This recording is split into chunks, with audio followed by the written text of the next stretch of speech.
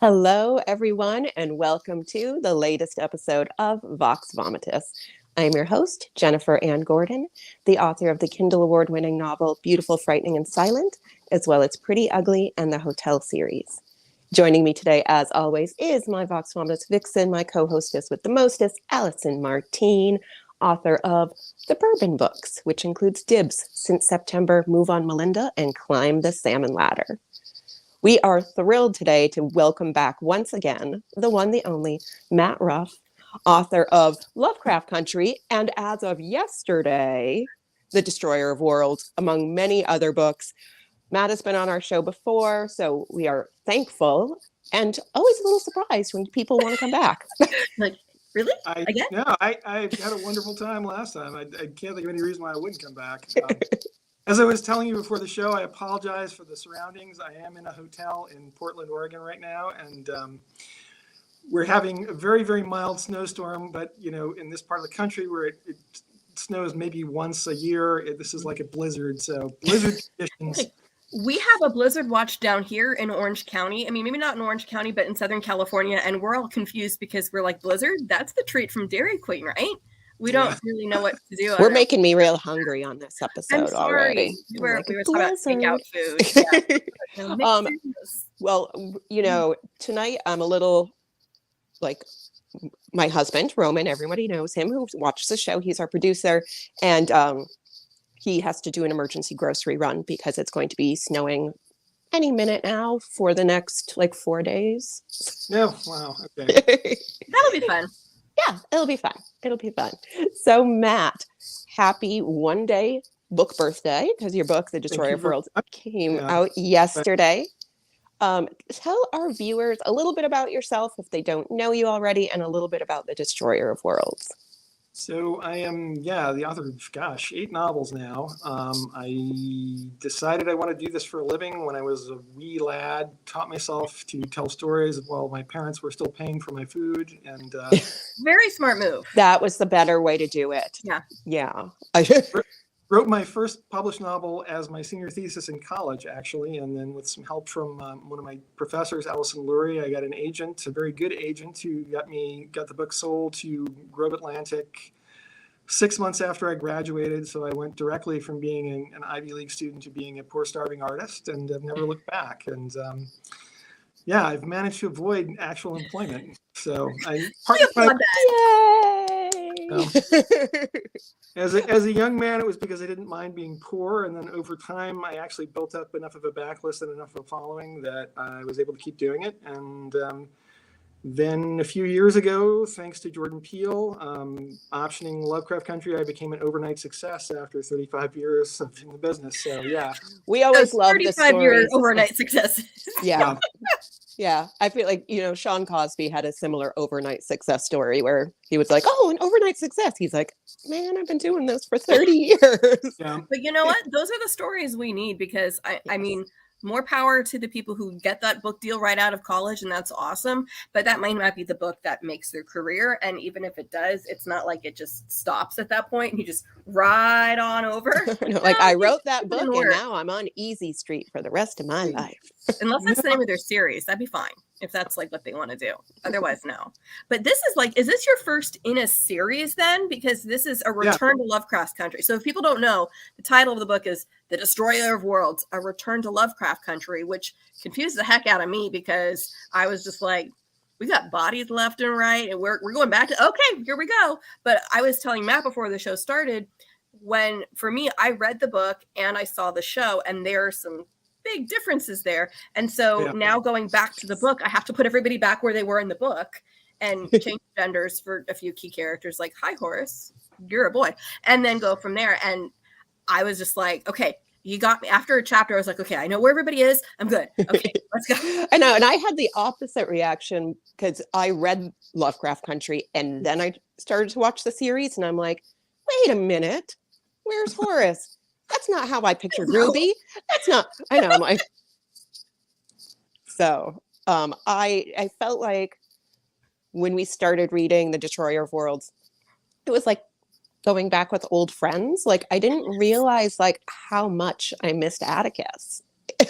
Oh, that's lovely to hear. Yeah, it is yeah. I obviously with this novel, I tried very hard to write it so that you know if you have not read Lovecraft Country, you will be able to understand what's going on. There's enough explanations there, but I do warn people that yes, it is a sequel to the first novel. It is not a sequel to the TV series. So, and particularly if you've only seen the TV series, you will probably be very confused. So in that case, going back to just read the first novel first and see if it's my version of the story is to your taste. And but yeah, it's my first sequel. I've had this weird career where all of my books have been in different genres, but this was one. Yeah, I was going to say every book you write is a different genre. Yeah, this was So one that's thing why I've not done before was write sequels, and but this book was different. I mean, when you know I had actually originally envisioned it as a TV series back when I first pitched it, and that went nowhere, and so I turned it into a book, kind of as a proof of concept that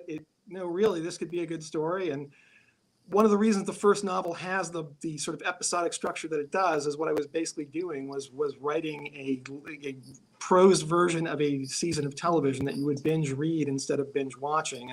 And that's what I did. Yeah. And it works. No, it absolutely worked. I mean, my husband and I referred to the TV show as like watching a series of movies almost, because you even shift genres within each of the stories, because some of them are definitely more horror and others are like, well, this one's just straight out sci-fi, and others kind of flow back and forth, and you got necromancy going on and all sorts of things. And this did the same. And a little bit of a heist vibe at some point. Heist, you know, it's like gotta get our heists in.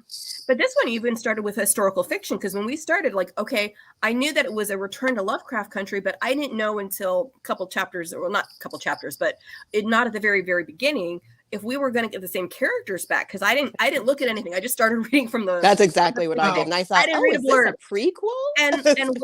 And we're back in the time of ancestors, people who will later become Atticus's family and Montrose's family. And I was like, oh, we're going to get their story instead. And we do, but we do then come back to the characters we all know. But I was like, oh, we're doing historical fiction. So, hey, was that one of your genres already? Because if not, tick that box too.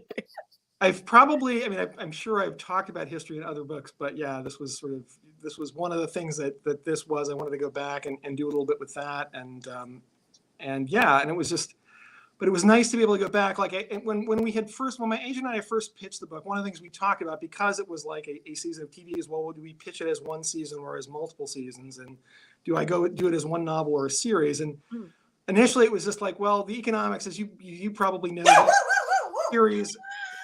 That's Tubby. Is that a dog? That's Tubby. There's no dog in your hotel. It's fine. No. Okay. And good. I don't have a dog, so that's not one of my children either. They are kind of whiny right now because they're sick, but they don't bark usually. Yeah, that was startling. I'm sorry. Sorry. Go on.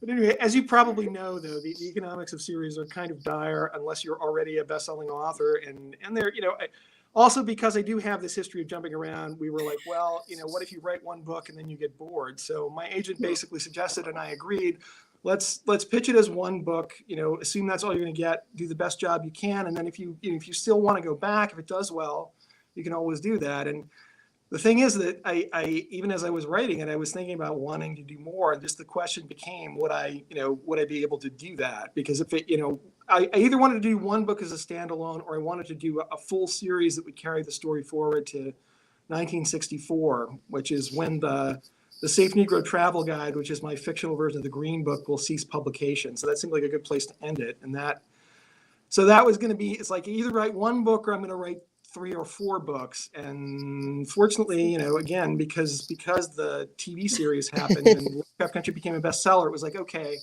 this is your opportunity. If you want to do this, now is the time. And I decided I wanted to go for it. So here I am. I love that.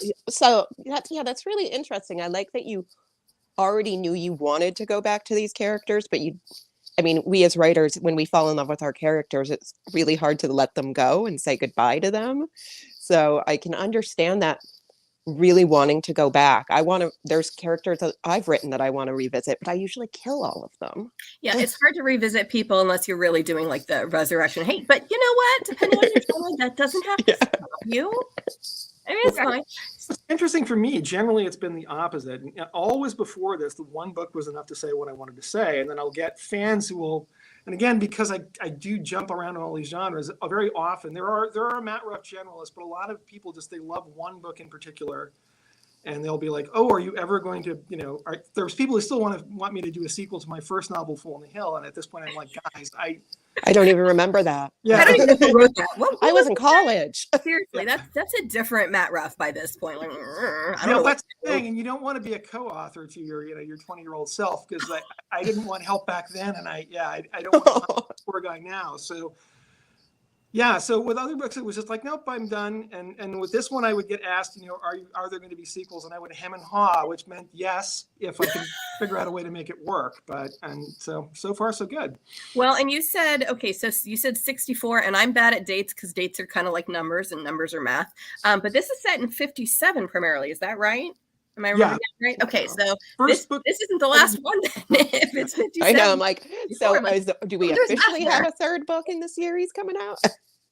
That's what I'm gonna work on next. And again, I mean, if as long as this does well enough that Harper is on board with that. But at this point, I'm kind of committed, at least in my own head, to figuring out a way to make it happen. So far, it seems to be landing well with people. So fingers crossed. But I'm hoping that I'm definitely going to pitch the third book next, and then we'll see what happens.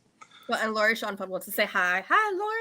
Hello, Laurie. We hope you do, because I want to keep reading what's happening with these characters and where they're going, and just also your take on different aspects, including the politics of the time. So since this is a little bit later, we had a nuclear test happening in the middle of your book, which I loved. Perfectly fit with the cover. I don't have a physical cover. I had a PDF, so I'm dressed like your cover. It's just a red shirt, but I'm like, I almost put on a sweater that had the same gradation, but I would have melted in here, because while it's cold, it's still SoCal. It's not that cold.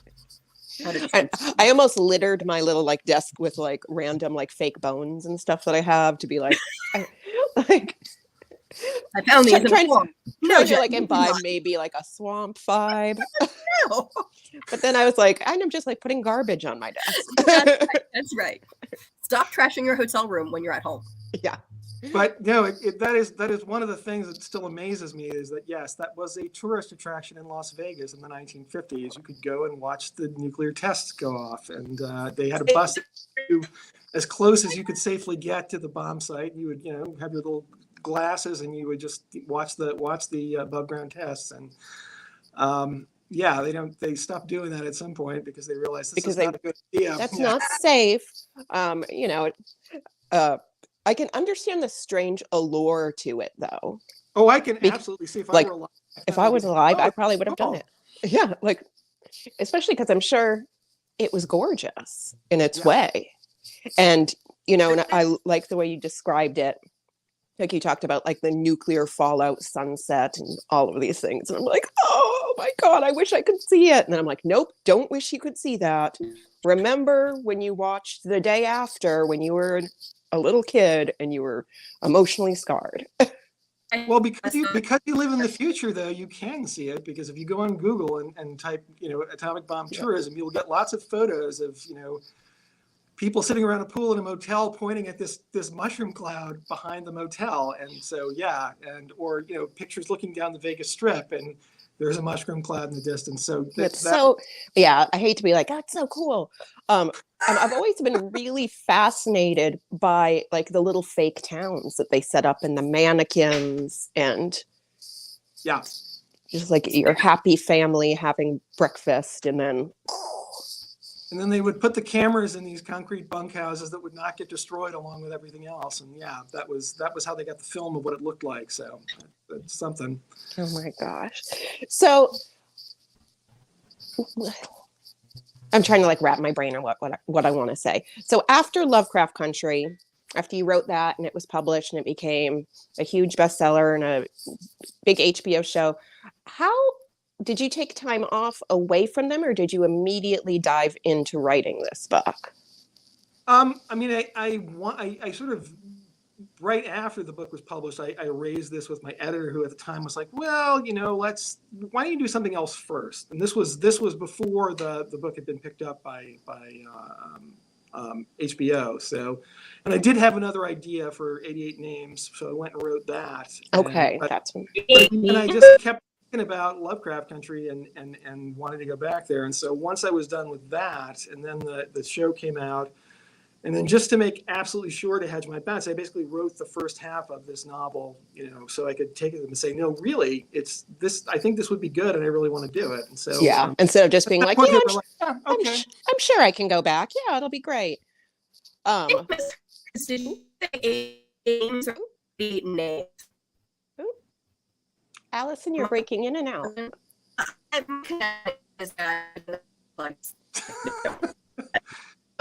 Oh no! We've lost.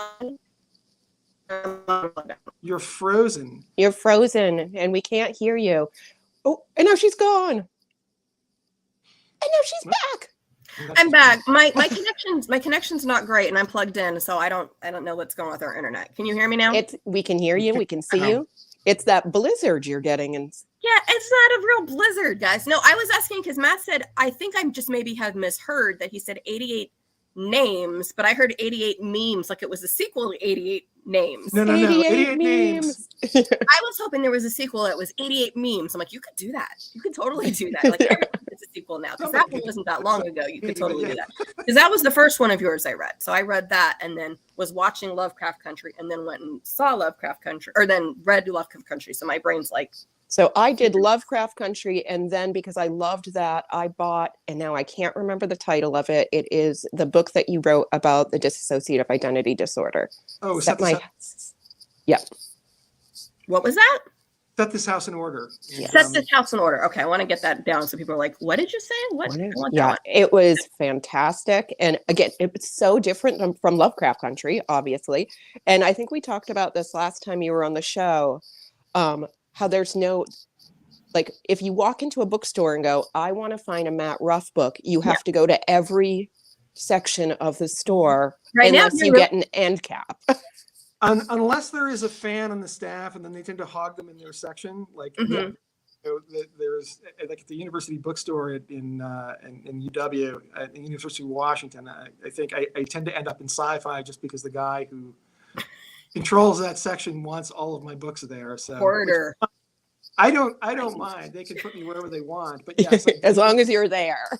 If you're going by the categorization of the books, like half of them will end up in literature, and then you'll get some in usually science fiction or fantasy, and then Lovecraft Country, you really can put pretty much anywhere you want. Because I would just put one copy of that book in every section of the store. Ooh.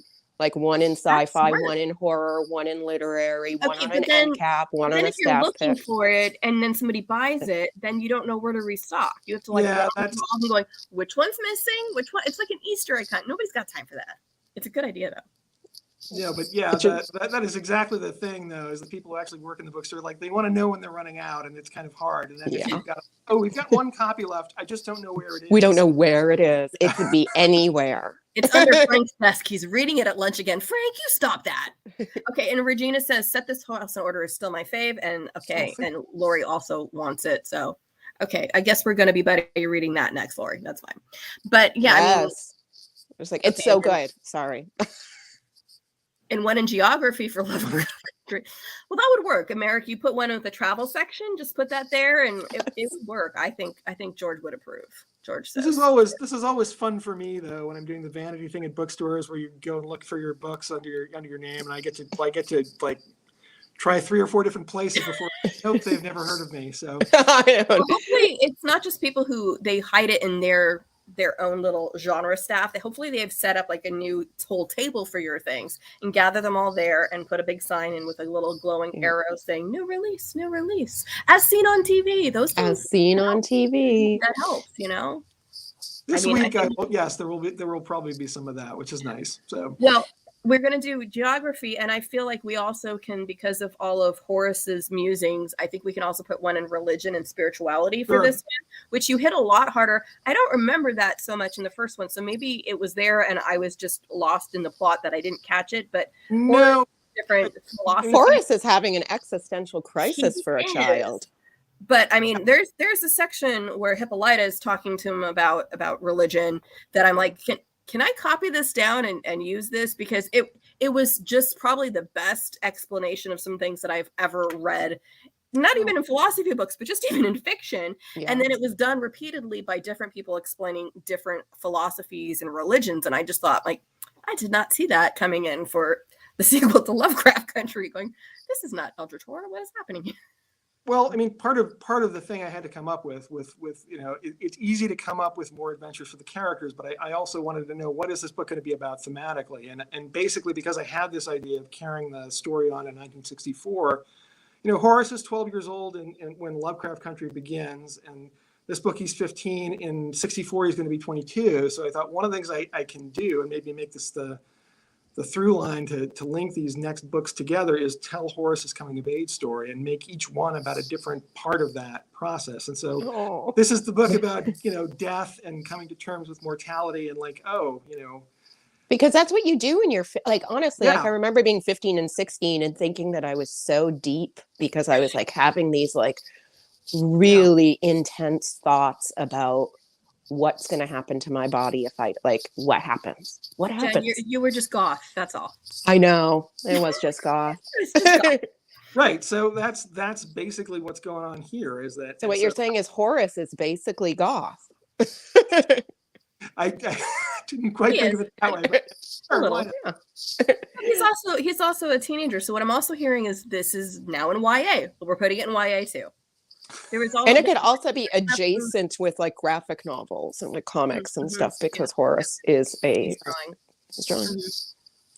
We're going to get you in every category by the time this is done. I know. I'm just I want to shout out to my local booksellers at Gibson's and be like, this is where you have to shelve Matt Ruff everywhere. Well, I got to say, because I am in Portland, because I'm going to be at Powell's tonight, it's a big challenge because, of course, they've got a billion categories there. But are they one of the stores that really has subgenres down to everyone gets their own shelf? This is it's the biggest bookstore. And the rooms are color coded so you don't get lost, and then each one has got 24 subgenres in it. So it's an amazing. I mean, you could just live in there and never run out of stuff to read. I want to do that. I want to hide in one of the rooms after they close, and then just build a book fort. Oh, here's Lori chiming in. Yes, we know. We this is why I don't want to torture the booksellers with thoughts of the book all over the store. And there, of course, are people who do this. The fans who do this for people are like, "Oh, I'm going to put those books in this genre." It's like, no, you're really not helping. Yeah, you're not helping. I have been known to be not helpful, but only when it's in the new release section and my friends' books are on the bottom shelf where no one's looking, and I will give them just a little boost to the top shelf. I'll put them face out. I'll authors I know and love. I just put them face out and fix them. That's the that is perfectly fine. That is fine. I know. So that's what I'm going to do when I see your book anywhere. Because as far as I can tell with the new releases, it's not in order of title, genre, alphabetical order by author, release date. It just is kind of a mishmash. So I feel like it's the Wild West there, and I will move things as I see fit. But it was funny though, because somebody on Twitter today was saying, why isn't there a book themed hotel? And immediately somebody's like, there is, and it's opening up soon. And each room should have different themes, and everybody's like, yes, we need that. And one woman's like, oh, I don't want to do that because then my husband would make me go in the Lovecraft room. And I'm thinking, if there's a Lovecraft Country room, I will go with your husband. I'm not hitting on him or anything. I have my own husband, but that does sound like a fun place to be. So where I read Lovecraft Country way back in October of 2020, it was the bed and breakfast where I got married. I was staying there for the weekend, and they did have book themed rooms. I love book themed rooms. We were in the westerny kind of room, but it was also at a hot tub, so that's why we were in that one, and not I wanted to be in the Sherlock Holmes room. Why does Western Canterbury's Tale themed hotel? Where I did a reading once, and then there's a place called the Book for All Seasons in Leavenworth, Washington, and if I'm recalling correctly, they have Sherlock Holmes themed rooms. At least one of the rooms is a Sherlock Holmes room. So yeah, this is a thing that people do. But yeah, I don't mind the idea of the theme of it being Sherlock Holmes, but if you've got to solve clues just to get back to your room when you're tired and drunk, I don't like that. I'm just thinking there was one episode of Sherlock Holmes where he made some kind of leap in logic, which is all he ever does, about how someone must be a heavy drinker because they could see the scratches on the keyhole showing that it took multiple. I'm like, I'm not a heavy drinker. I'm uncoordinated and it's dark. And sometimes it's hard to do that. Don't assume my alcohol consumption, Sherlock. Yeah. It's not just bourbon that does that. It's also bad eyesight. I know. It's like dim lit, bad eyesight, poor hand-eye coordination. Well, no, Like, I'm a catch. Arthur Conan Doyle just loved doing that. Like, yes, there's one explanation and it's, yeah, but you just got to roll with that one. Yeah. Well, and it works for me in this show, but I was just like going, if I have to do that to get into my room, or like instead of an escape room to get out, and my eldest daughter did that for her birthday last fall, like an escape room to get in, I don't have the patience for that. I'm like, I want to go to bed. I want to go to the bathroom. I probably have to go to the bathroom right now. So, please, especially ones that don't have their own in-suite bathroom. That's kind of a no for me because I'm like tiptoeing out 20 times a night. No one needs to know that. I don't know why I'm oversharing. I'm like, Alison, stop. You're on cold medication. I am. It's not helping that much, but it's probably messed up my head a little bit. But I finished reading the book. So and now you're Country. Go ahead. Yeah, I am having brain fog. Lovecraft Country, Destroyer of Worlds. You have an incredible cast of characters. Do you have a favorite? Oh, I mean, I probably am gravitating most to Horace, which is why I'm putting him at the center of these stories going forward. Then who is your second favorite? But really, no Horace. Go on. I mean, that's the thing is though it's really hard to say I have a favorite. I mean, I love them all. I tend to have the most fun writing Hippolyta and Ruby and Letitia. The women are always just they've either because they've got bigger challenges or more interesting challenges. But I've just been really enjoying.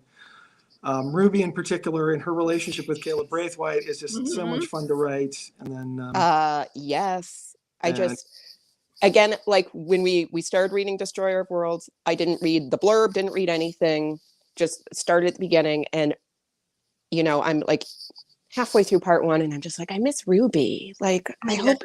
And then I got to Ruby, and I was just like, yes, because I'm like, yeah, I just. What an interesting concept for her character. I don't want to like spoil anything, but it's just like it is hard when it's a sequel because we don't want to say too much because it would spoil some of the things that happened in book 1 and what Ruby was up to. And I was like talking about things with bones and necromancy and body swapping, but I didn't want to specify anybody doing anything. Like everybody's doing all sorts of stuff. They could be all doing all of those things. That is the beauty of this world you've created. Exactly. And this is just what happens when you are that close to maybe like a nuclear bomb going off. Wackiness occurs.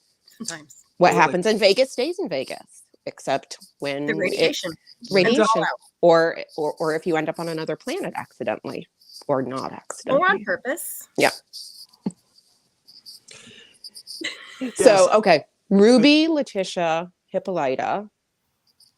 There's a whole group of people probably right now raising their little fists going, hey, what about Jonathan Majors? Give me some Atticus love here because he has such a renaissance right now that I loved him in the series, and that was the first thing I saw him in, and then he's a Marvel man. He's going to be in one of the upcoming Creed movies, and I'm just going, this is his time. This is his time. So it was good to see Atticus back. By the way, I got to meet him on set. He's a total sweetheart. Is he? Okay, yeah. See, I like hearing that awesome people are actually awesome, so you don't go like, oh, and he was an absolute. No, that's good. No, everyone in the cast I met was really nice, but one of the things I did not know until this is just how busy movie sets are, and I mean, hindsight, of course, but So you're lucky if you get 5 minutes to talk to somebody, but I did have a really nice chat with him while we were on set. There was a point where he didn't have to do a bunch of stuff, and just a really, really nice fellow. I love that. So what was it like for you? I think we talked about this a little bit last time you were here. They obviously made some creative changes to your work for the TV show. Were you sulky about that? No. No, you're like, nope, just give me the money. I mean, I had assumed, I'd hoped that would be the case, that I would not, I would not be troubled by the changes, but you never really know until you see it. But no, it turns out, no, I'm not territorial, especially when they do such a nice job of that. Great. No, I wrote my version of the story. I would have been bored if the series had been a carbon copy of it. And what Misha Green, the showrunner, did with it was really interesting. So there would be times where I'd have to watch something twice, or it'd be like I was sort of like, huh. It's like seeing the alternate universe version of your story, and so it's like, or like when you catch your own reflection from the side, and you're like, oh, is that how I look? Who's that old garbage monster in the mirror? That never occurred to me to do it that way, but it worked for it had an internal logic that was fine. It was really interesting to see, and I'm only sad that I'm not going to see where they were going to go with it in the season 2, because it looked like it was going to diverge quite radically from what I want to do with the stories. And I thought that would be really cool to have my version of the story going forward in one direction and Misha's version going in another direction. Yes. That's something I'd never seen before, because the way intellectual property typically works, you can't do that. And just because in this case, I've still got the rights to the books, and HBO could do whatever they wanted with the TV show. But unfortunately, they pulled the plug, and we still don't really know why. But and I'd heard something be retweeted, and I want to say it was by Misha Green, but it may have been somebody else in the showrunner staff, basically saying, yeah, we did have a season 2, because I know some people were saying, well, but the book ended, so why would they have a season 2? It's like, this is not the first time that something has gone on beyond where the book left off. There's no law saying you have to stop where it is. So even if I had not wanted to go back to the books myself, there's plenty more they could do with that concept. And it was Misha. She tweeted a bunch of things about what she was planning to do with it. It looked like it was going to veer definitely into more alternate history territory, which would have been really cool to see. Which is so cool. Yeah, I'd totally watch that. Well, and it's like, okay, so yes, your book has nothing to do then with where the show is as far as you're taking it in your direction, but who knows? Maybe the renewed interest, maybe HBO will come back and take another look and give it another chance. I don't know how these things work. Yeah, but you never know. It would be great if that happened. I think it's probably really unlikely, and I don't want to raise false hopes with this, because I wanted false hope, man. Lie to us.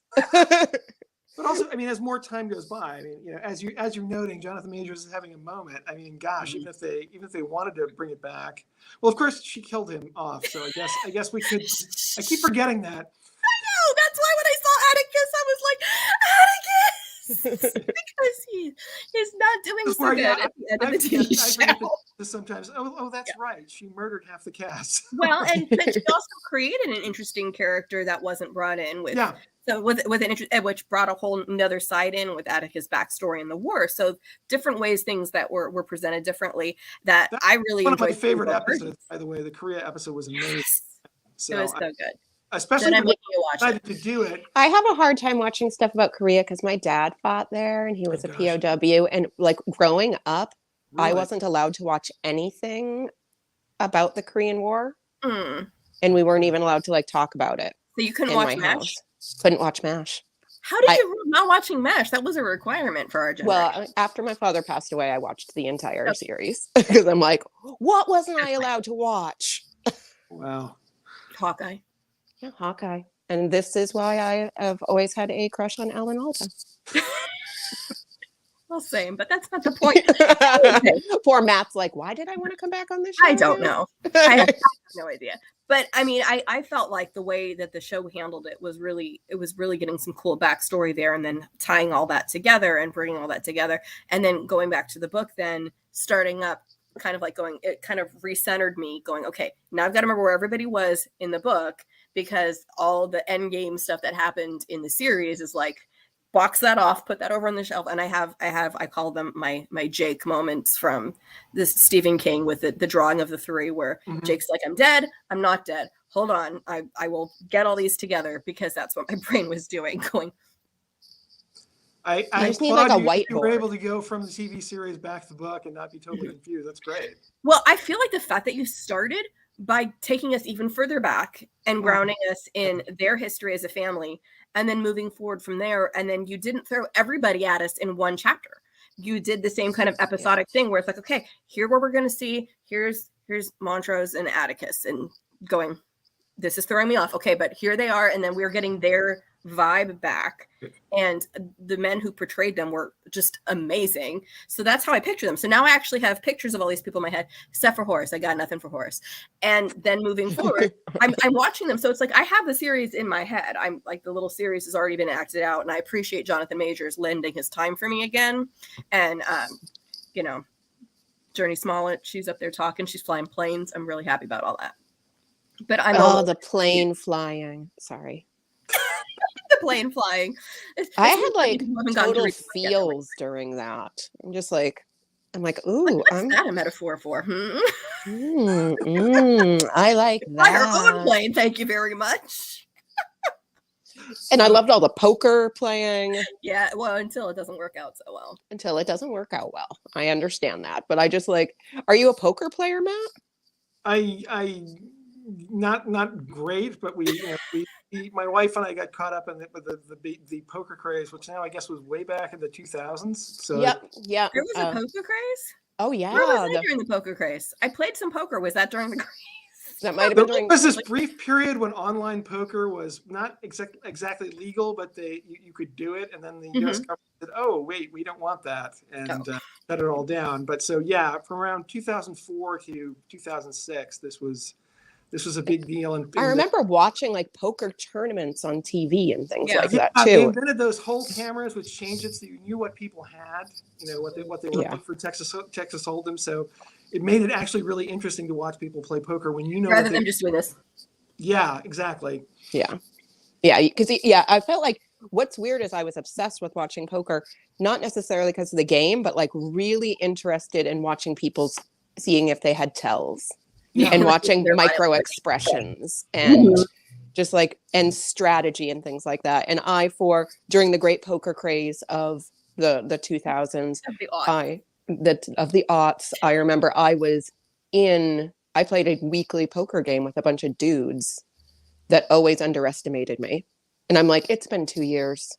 Why am I still beating you? For this? Yeah, why do you fall for it every time when I go? As my wife discovered, that can work for you or against you. There's also the thing where they just don't refuse to believe that you have anything, and they will, and then they'll get lucky. So it's just but yeah. So no, we had a lot of fun playing, and so I took some of that and gave it to Letitia, and obviously it was a lot of fun. And it was funny too, that character, because I needed a way to get them back from Las Vegas after that thing happens to their car. And you're like, and it was like, they're not gonna walk. Is this pilot going to be a one-off, or am I going to make him a permanent character? And I decided I wanted to do something with him, and so that was actually something I spent more time on in this book, because the one nice thing I discovered writing sequels is it's much easier when you know who the characters are already. You have the basic layup. So adding somebody new, I was like, I guess I'm going to have to think about this, and particularly think about what I'm going to do with them in the future, so I don't lock myself into something that like I spent forever figuring out what he did in the war, exactly what kind of flying he did, and so anyway, yeah. And next thing you know, they're all living on a ranch, and Letitia's like, "Yep, I'm the queen of the ranch." It'll work. Well, and I don't know. Have you started writing the next in the series? Are you looking at finishing it? Only up here. I mean, I'm thinking. This is writing, right? It has to be, because there are plenty of times that I just like lay in the bed, maybe panicking, maybe writing in my head. Who knows? I mean, I'm gonna need some time to, like, once the promotion for this book is done, I'm gonna need a little more time to think before I actually start writing. But I've already figured out what I want to do with the next book and where it's gonna go. It's just a question of filling in a bunch of blanks before I start actually putting words on paper. I love that. Matt, you are awesome. And I think last time you were here, we threatened to bring you back to be like a Dungeons and Dragons game master for like a holiday show of ours. And we haven't forgotten that. Now. But now now we have people that want to do a karaoke night. Poker. Yeah, I'm not poker and neither. No, that's the point. Nobody is. All of the people that want to do it, they're all like, I can't sing at all. That would be fun. But if you want dragons, actually, I can hook you up. I met a couple of guys who do online D&D that are really, really good. The group, they do a thing called the Dungeons of Drakenheim. They're called the Dungeon Dudes, If you look them up, they actually had me on for a marathon session with them, and it was a blast. So yeah, they're really good. Oh my gosh. Well, Yeah, we have so- we always do a special like holiday themed episode. And I'm just like, we've got to do something where we bring back a bunch of our favorite writers and just like all play a game together or Sure.